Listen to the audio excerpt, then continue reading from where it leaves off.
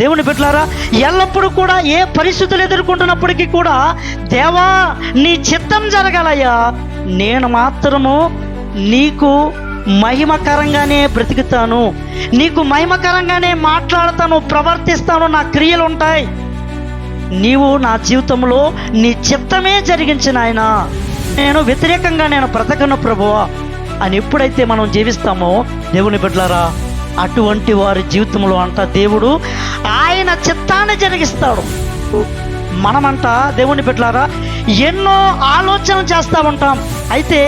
ఈ ఆలోచనలో దేవుడు తన చిత్తమే, తన సంకల్పమే జరిగిస్తాడు అనే నమ్మకం మనకుంటే కనుక దేవుని బిడ్డలారా, మనం వివాహం విషయంలో అవ్వచ్చు, లేదంటే మన ఉద్యోగ భవిష్యత్తు విషయంలో కావచ్చు, ఇక ఈ లోకంలో మనము వెళుతున్న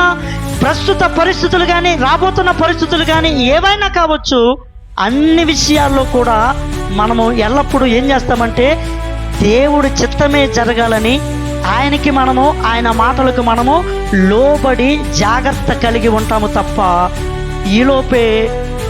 ఇలా ఎందుకు జరిగిందని మనము మన హృదయాన్ని, మన ఆలోచనల్ని దేవునికి వ్యతిరేకంగా మనం ఎన్నడూ కూడా మార్చుకోవడానికి ప్రయత్నం చేయము.